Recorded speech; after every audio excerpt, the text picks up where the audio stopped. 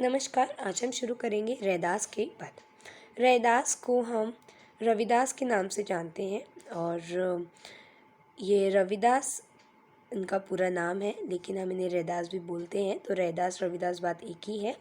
अब इनका जन्म कब हुआ था और मृत्यु कब हुई थी, कहाँ हुई थी? तो ये बनारस के हैं और इनकी जो जन्म हुआ था वो 1388 में हुआ था और इनकी मृत्यु 1518 में हुई थी। और ये माना जाता है कि ये बनारस के रहने वाले थे। इनकी जो ख्यातियाँ हैं, यानी कि जो इनकी रचनाएं हैं, उनसे प्रभावित होकर सिकंदर लोदी कौन थे? दिल्ली सुल्तान थे। दिल्ली के सुल्तान जिन्हें हम बोलते हैं। तो आपने सल्तनत पढ़ी होगी, दिल्ली सल्तनत थी और दिल्ली सल्तनत के राजा थे या सुल्तान थे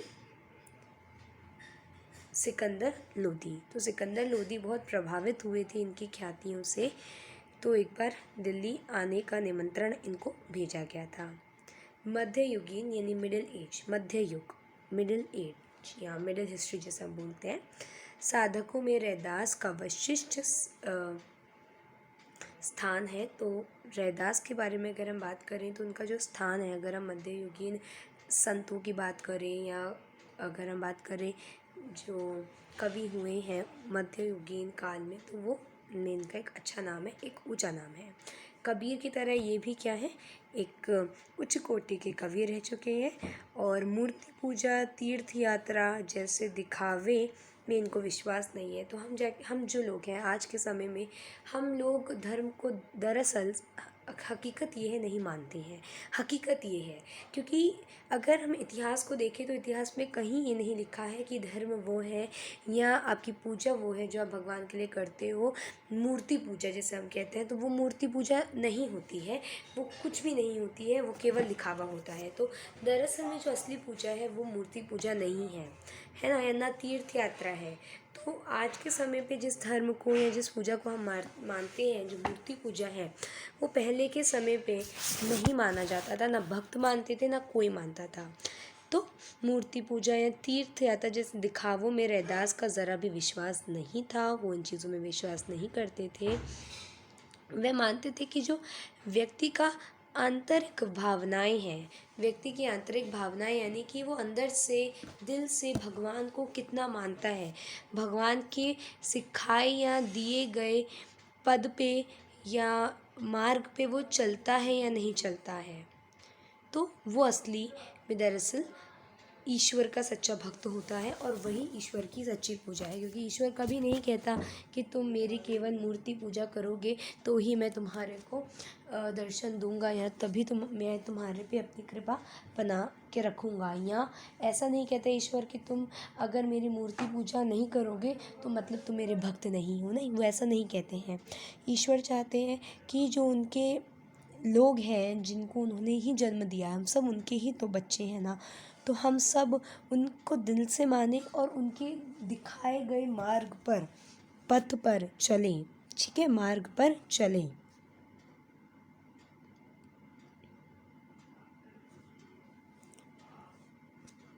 ठीक है।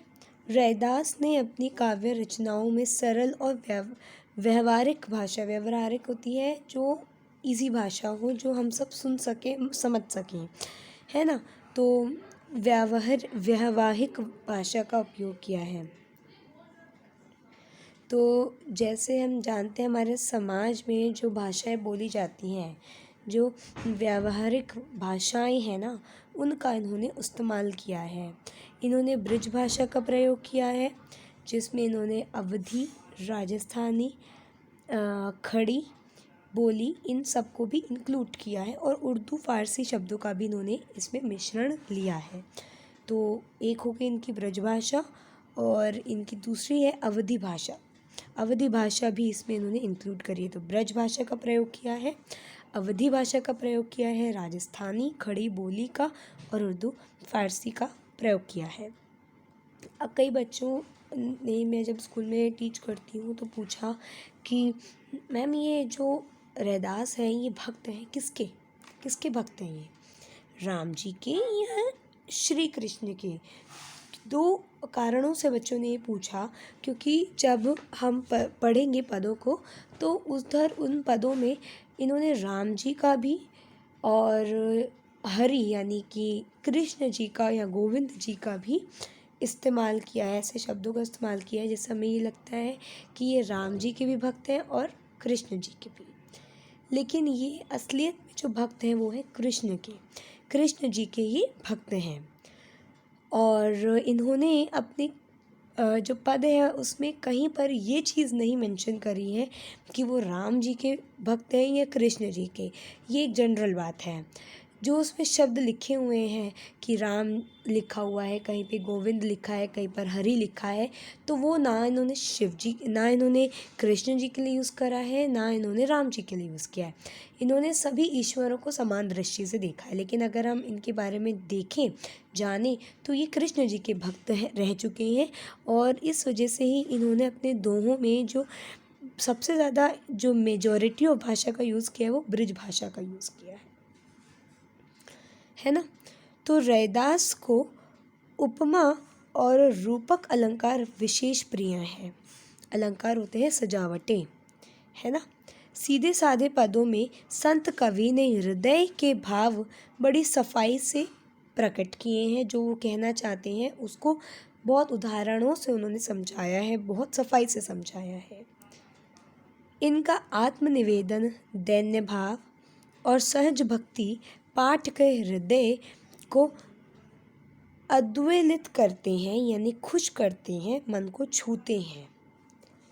रैदास के 40 पद हैं, बहुत सारे पद हैं इनके। अगर आप गुरु ग्रंथ साहब को पढ़ेंगे, अब आप लोग कैसे पढ़ेंगे, इतनी बड़ी बुक है वो, तो बहुत कंपाइल है उसमें बहुत सारी चीज़ों का, तो जी बहुत टफ हो जाएगा आपके लिए। लेकिन अब जैसे गुरु ग्रंथ साहब में आपको ये रैदास के जो दोहे हैं 40 वो मिलेंगे। उन 40 दोहों में से 2 दोहे हमने ले लिए हैं।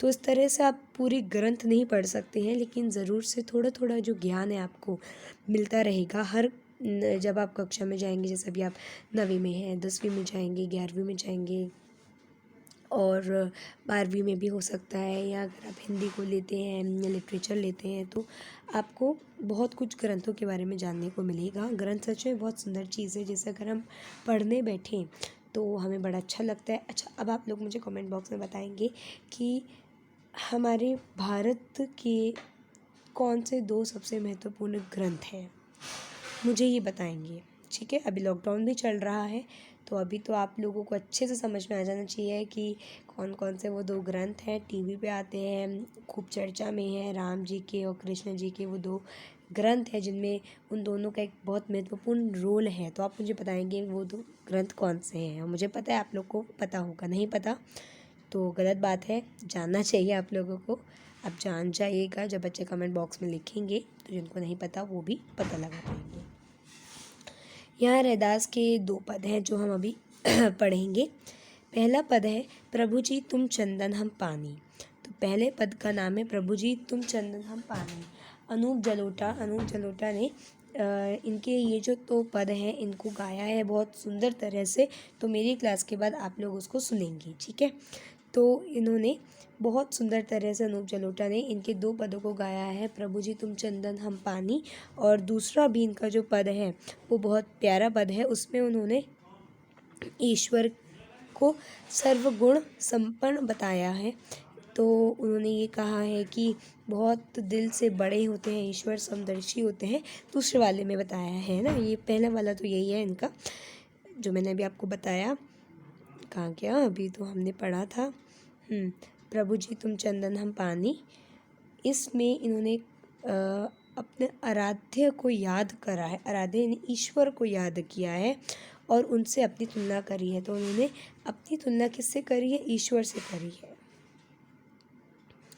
उसका प्रभु बाहर कहीं किसी मंदिर में नहीं है या मस्जिद में नहीं है, विराजता नहीं है वो किसी मंदिर मस्जिद में, वो तो हम सबके दिल में विद्यमान है, दिल में बसा हुआ है। यही नहीं, वह हर हाल में, हर काल में सबसे श्रेष्ठ और सर्वगुण संपन्न है।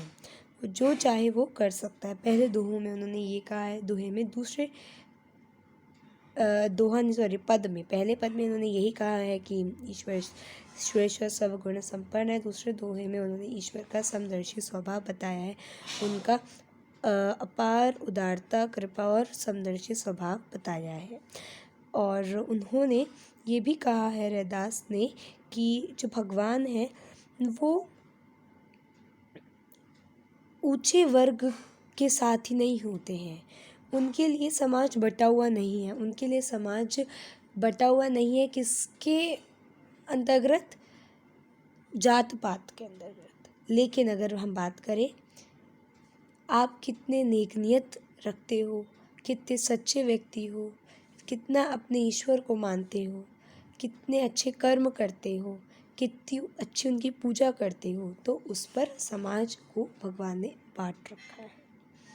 ठीक है। अच्छा, अब मैं आप लोगों से एक चीज़ और पूछना चाहूँगी। रैदास एक टीचर थे, गुरु थे। किसके गुरु थे? हिंट मैं आपको देती हूँ। चलो मैं आपको आंसर भी दूंगी, बट पहले आप लोग सोचो, अभी 1 सेकंड, आपको 2-3 सेकंड में सोचना है, एकदम क्लिक करना चाहिए माइंड में। चलो मैं हिंट दे रही हूँ ना आपको, तो आ जाएगा शायद। मीरा की बहुत बड़ी भक्त थी, श्री कृष्ण की बहुत बड़ी भक्त थी वो, जिनके ये गुरु थे। और उन्होंने अपने जीवन में जिनके ये टीचर थे, ठीक है, जिनकी वो लेडी स्टूडेंट थी, इनकी ही तो स्टूडेंट थी वो, तो वो जो स्टूडेंट थी इनकी, उन्होंने श्री कृष्ण को अपना पिता माना, अपनी माता माना और अपना दोस्त माना, सब कुछ ईश्वर को इन्होंने माना, खासकर श्री कृष्ण को माना। तो वो कौन थी? और ये माना जाता है कि जब उनकी मृत्यु हुई तो उनका शरीर जो था, वो जो ईश्वर थे, जो श्री कृष्ण थे, वो अपने साथ ही ले, उनको मोक्ष प्राप्त हो गया। कौन थी वो? चलो अब आप लोग जल्दी से बताओ, मैं आपको 1 मिनट देती हूँ, जल्दी, हम समय नहीं बर्बाद करते हैं। चलो, अगर आप लोग का आंसर मीरा है, मीरा, तो एकदम ठीक है।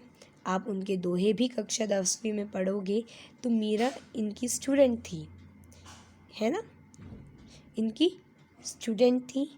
और यही थे जिन्होंने मीरा को श्री कृष्ण की महिमा और लीला बताई थी।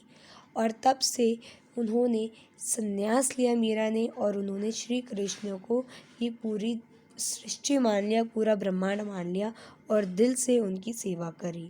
और इस तरह से उनकी मृत्यु के बाद उन्हें भी मोक्ष प्राप्त हुआ। ठीक है। अब दूसरे पद में भगवान की अपार उदारता, कृपा और उनके समदर्शी स्वभाव का वर्णन किया गया है। रैदास कहते हैं कि भगवान ने तथाकथित निम्न कुल के भक्तों को भी सहज भाव से अपनाया है और उन्हें लोक में सम्मानीय स्थान दिलवाया है। अभी ये आप लोग को बात समझ नहीं आई अगर, तो कोई नहीं, अब जब मैं पद आपको पढ़ाऊंगी तो आप लोग को बहुत क्लियर हो जाएंगी वो बात। पहला पद मैं इसको रीड करूंगी एक बार आप सबके लिए, उसके बाद मैं आपको ये लाइन टू लाइन समझाऊंगी, with word meanings and explanation दूंगी और भाव दूंगी।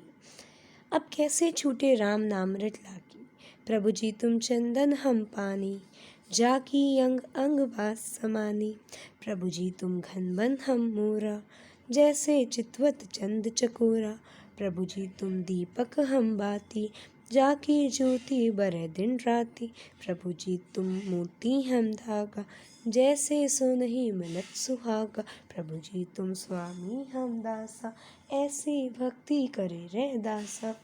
तो इस तरह से आप इसको गा गा के अगर लर्न करेंगे तो अच्छे से हो जाएगा। अब कैसे छूटे राम नाम रट लागी, प्रभु जी तुम चंदन हम पानी, जाकी अंग अंग बास समानी, प्रभु जी तुम घन बन हम मोरा, मोरा यानी मोर, जैसे चितवत चंद चकोरा, चितवत यानी कि देखना, चंद यानी चांद को, चकोरा यानी चातक पक्षी, प्रभु जी तुम दीपक हम बाती, बाती यानी बत्ती, जाकी ज्योति बरे दिन राती, जो दिन रात जलती जाती हो, है ना। प्रभु जी तुम मोती हम धागा, जैसे सो नहीं मिलत सुहागा। तो अब देखो यहाँ पे इधर बोला है धागा क्या है, डोर, सो नहीं सोना, मिलत मिलना, सुहागा यानी कि क्षार द्रव्य होता है, ये एक पाउडर सब्सटेंस होता है ये, जो सोने को साफ करने के लिए इस्तेमाल में लिया जाता है। प्रभु जी तुम स्वामी हम दासा, ऐसी भक्ति करे रे दासा। स्वामी ईश्वर है ना, और दासा यानी नौकर। तो अब कैसे छूटे राम नाम रट लागी। अब राम यहाँ पे बोला जा रहा है ईश्वर को, ठीक है, राम जी को, एक स्पेसिफिक गॉड को नहीं, ईश्वर को।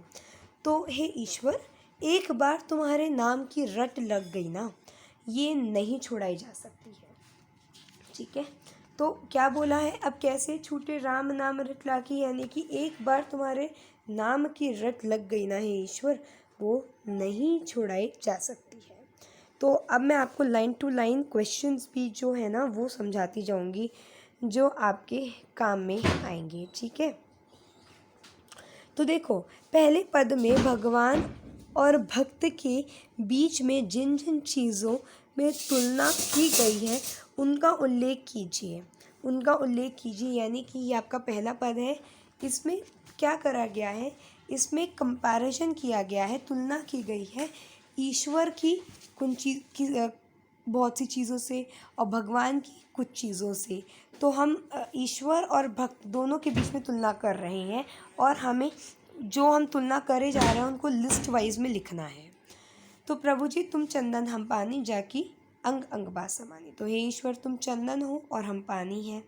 जिस प्रकार चंदन पानी में घुल करके पानी को सुगंधित बना देता है, उसी तरह से हे ईश्वर तुम हमारे मन में, तन में बस जाते हो और हमारे अंग अंग को प्रेम से सुगंधित बना देते हो। प्रभु जी तुम घनबन हम मोरा, जैसे चितवत चंद चकोरा। तो प्रभु जी तुम आकाश में छाए बादल के समान हो और हम क्या हैं, मोर हैं। और तुम चांद हो और हम तुम्हें हर समय देखते रहने वाले या ताकते रहने वाले चातक पक्षी के समान हैं। तो प्रभु जी तुम मोर हो, प्रभु जी तुम बादल हो और हम मोर हैं, है ना। जिस प्रकार बादलों को देखकर मोर भावमुग्ध हो जाता है, और जिस प्रकार चातक पक्षी चांद को देख करके प्रसन्न हो जाता है, उस प्रकार एक भक्त अपने ईश्वर के दर्शन को पाकर बहुत प्रसन्न और भावमुक्त हो जाता है, ठीक है। प्रभु जी तुम दीपक हम बाती, जाकी ज्योति बरे दिन राती। तो हे ईश्वर तुम दीपक हो और हम दीपक की बत्ती हैं। ये दीपक की बत्ती दिन रात जलती रहती है। क्यों जलती है, अपने ईश्वर का प्रेम पाने के लिए दिन रात जलती रहती है, और दिन रात ये उजाला भी फैलाती रहती है। उजाला फैलाती है तो क्या होता है, उजाला फैलाने से या उजाला करने से रोशनी बढ़ती है। उजाला होता है ज्ञान की रोशनी बढ़ती है, ठीक है। तो हे प्रभु तुम दीपक हो और हम बाती हैं। जैसे दीपक में रखी बत्ती दिन रात जलती रहती है, क्यों जलती है, जिससे कि वह अपने ईश्वर का प्रेम पा सके और उजाला कर सके। वैसे ही हम तुम्हारे प्रेम को पाने के लिए और उजाला फैलाने के लिए दिन रात जलते रहते हैं। प्रभु जी तुम मोती हो और हम धागा हैं, और तुम सोना, हम सोने हैं और तुम सुहागा हो। तो जिस प्रकार मोती जो ईश्वर है धागे में पिरोई जाती है और तब जाकर के एक पवित्र बंधन, या आप कह सकते हो एक मूल्य की चीज़ बनती है, उसी तरह से जिस तरह से सोने को साफ करने के लिए सुहागा चाहिए होता है, उसकी अशुद्धि मिटाने के लिए सुहागा चाहिए होता है, हे ईश्वर तुम्हारे बिना हमारा कोई मूल्य नहीं है, हम अशुद्ध हैं, हम अपवित्र हैं, तुम्हारे बिना तो हमें पवित्र तुम ही करते हो, ठीक है। प्रभु जी तुम स्वामी हम दासा, ऐसी भक्ति करे राधैसा। तो हे ईश्वर तुम स्वामी हो और हम रैदास हैं। तो जिस प्रकार एक दास अपने ईश्वर की सेवा करता है, उसी प्रकार मुझे ऐसी भक्ति करने का मौका दो जैसे कोई दास अपनी सेवा की करे। ठीक है, तो प्रश्न जो था दूसरे दोहे पे आएंगे। प्रश्न जो मैंने कहा था वो था तुलनाएं क्या क्या करी हैं, तो ईश्वर की चंदन से करी है और बादलों से करी है, दीपक से करी है, चांद से करी है ना। उसके अलावा मोती से करी है, सुहागे से करी है, स्वामी से करी है, और किसकी जो भक्त है उसकी कैसे करी है, उन्होंने अपनी तुलना करी है पानी से, चकोर से, चकोर एक चातक पक्षी होता है, ठीक है, और ज्योति से या बत्ती से, ज्योत और बत्ती बात एक ही है, बत्ती लिखिए, ठीक है, और सोने से और दास से, ठीक है। अब पहले पद में प्रत्येक पंक्ति में अंत में तुकांत शब्दों का प्रयोग हुआ है ना। जैसे नाद सौंदर्य आ गया, जैसे पानी, समानी आदि, तो तुकांत यानी राइम शब्द है ना।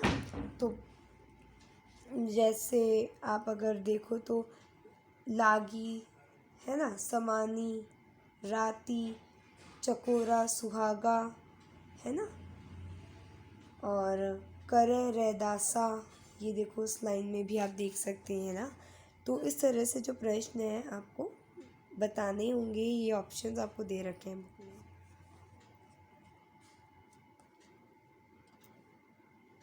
पानी, बाती, दासा, धागा है ना।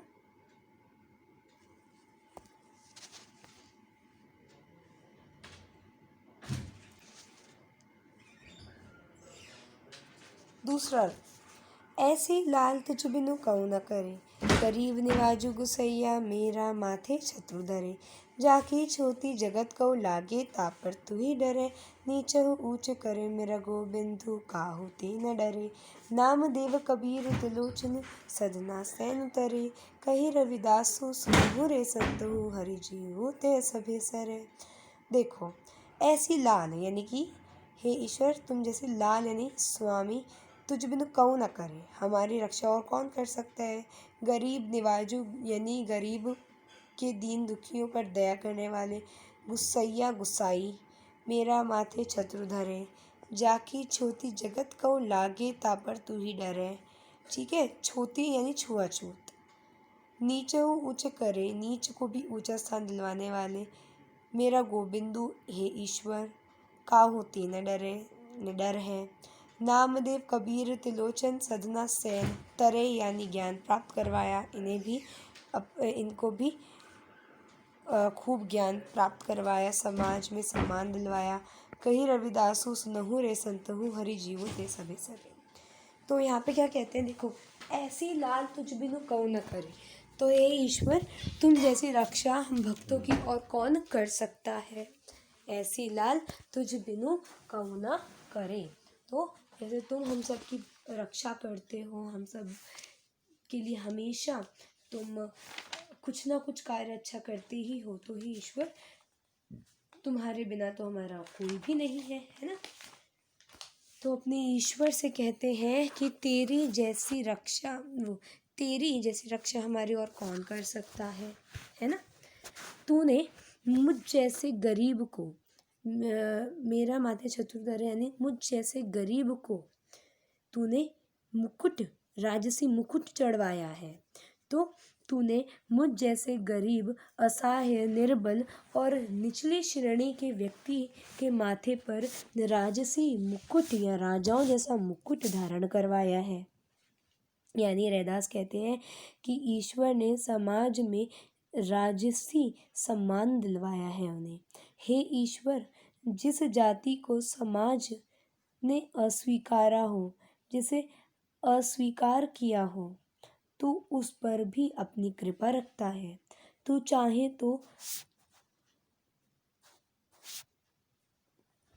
नीच को भी समाज में ऊंचा स्थान दिलवा सकता है। जैसे तूने इन सब के साथ के देखो, नामदेव, कबीर, त्रिलोचन, सदना सेन, यानी ये सब क्या थे, समाज में सामान्य लोग थे, है ना, समाज में सामान्य लोग थे। तुमने इसको भी कितना ऊंचा स्थान दिलवाया है, तो तू जो नीच है उसको भी ऊंचा स्थान दिलवा सकता है। तू निडर है, काहू तीने डरे, तू निडर है। नामदेव, कबीर, त्रिलोचन, सधना सेन जैसे निचले वर्ग के लोगों को या संतों को तूने समाज में स्थान दिलवाया है और ज्ञान की प्राप्ति भी करवाई है। रविदास सभी संतों से कहते हैं कि हे ईश्वर, ये ईश्वर सब करने में समर्थ है, ये हर चीज़ को करने में सक्षम है। ठीक है, अब देखो आपके पीछे जो बुक में प्रश्न उत्तर दे रखे हैं, तो वो हम कर सकते हैं अभी, अगर आप लोग चाहें तो आप लोग भी अपनी बुक्स निकाल लें। चलिए, तो मैं कुछ क्वेश्चंस हैं जो आपसे पूछूंगी एंड आप लोग को मुझे बताना है। मैं आपको आंसर बताऊंगी बट आप लोग को खुद भी सोचना है। तो संत कवि रैदास जी को किसके नाम की रट लग गई है? राम नाम की रट लग गई है। कवि के अनुसार किसके अंग अंग में किसकी सुगंध समा गई है? तो कवि के अनुसार पानी के अंग अंग में चंदन की सुगंध समा गई है। सोने की चमक बढ़ाने के लिए किसका प्रयोग किया जाता है? सोने की चमक बढ़ाने के लिए सुहागे का प्रयोग किया जाता है ना। जैसे चितवत चंद चकोरा का क्या अर्थ है? तो जैसे चितवत चंद चकोरा पंक्ति का अर्थ है कि जिस प्रकार चातक पक्षी चांद को देखकर भावमुग्ध हो जाता है, उस ही प्रकार एक भक्त अपने प्रभु के दर्शन पाकर भावमुग्ध और प्रसन्न हो जाता है। कवि के अनुसार प्रभु ने किन किन भक्तों को नीची जात का बताया है? तो कवि के अनुसार कबीर, त्रिलोचन, सदना सेन, इन जैसों को निचले वर्ग का बताया है। दीपक और बाती के माध्यम से कवि क्या कहना चाहते हैं? तो कवि ने दीपक और बाती के माध्यम से यह बताने की कोशिश करी है कि जिस प्रकार दीपक की बाती दिन रात उजाला फैलाती है, उस प्रकार ही भक्त अपने प्रभु के संपर्क में रहने से ज्ञान और बुद्धिमानी का या बुद्धिमता का उजाला फैलाते हैं। ईश्वर दीपक है और बाती उनका भक्त है जो हमेशा ईश्वर के प्रेम को पाने के लिए तरसता रहता है। इससे आपका जो पहला वाला था ना वो क्लियर भी हो गया है। अब और कुछ क्वेश्चंस भी हैं। देखो, कवि ने अपनी और भगवान की तुलना किस से की है, बताइए। तो कवि ने अपनी तुलना पानी से, मोर से, चातक पक्षी से, बाती से, धागे से और सोने से करी है। ठीक है, आगे के क्वेश्चंस। और कवि ने ईश्वर की किससे करी है? तो चंदन से करी है, बादल से करी है, चांद से करी है, मोती से करी है और सुहागे से करी है। पहले पद में कवि ने ईश्वर से क्या प्रार्थना करी है? पहले पद में कवि ने ईश्वर से यह प्रार्थना करी है कि हे ईश्वर, उन्हें ऐसी भक्ति करने का मौका दे जैसे आज तक किसी और भी, मतलब जैसे एक सेवक अपने स्वामी की करता हो। दूसरे पद में के माध्यम से वो क्या संदेश देना चाहते हैं? तो दूसरे पद के माध्यम से कवि रैदास ईश्वर की अपार उदारता, कृपालु और दयालु और समदर्शी स्वभाव के बारे में बताते हैं। तो पहला दोहा, दूसरा दोहा, इनके प्रश्नोत्तर हो गए हैं। अब कितना लंबा हो गया है? चलो 29 मिनट ही हुए हैं, ज़्यादा कोई लंबा नहीं है।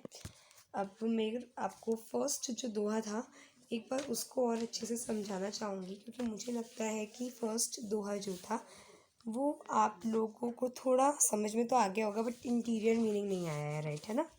तो देखो, रैदास प्रभु श्री राम के परम भक्त हैं, है ना। अब यहाँ पे आप लोग कंफ्यूज हो जाएंगे फिर से कि वो श्री राम की तो है ही नहीं, बट आप आंसर के अकॉर्डिंगली, आप अगर पंक्तियों के अकॉर्डिंगली देखेंगे तो आप कह सकते हो, आप ये कह सकते हो कि रैदास अपने ईश्वर के परम भक्त बन चुके हैं। वह कहते हैं कि एक बार राम नाम की रट लग गई तो उसे छुड़ाया नहीं जा सकता, उसे छुड़ाना असंभव है। रैदास कहते हैं कि प्रभु आप चंदन हैं और हम पानी हैं। जिस प्रकार चंदन पानी से मिलकर पानी को सुगंधित बना देता है, उसी प्रकार ईश्वर हमारे अंग अंग में समाकर हमें प्रेम से सुगंधित बना देता है। हे प्रभु, आप आकाश हैं और आप आकाश में छाए बादल हैं और हम वन में नाचते मोर हैं।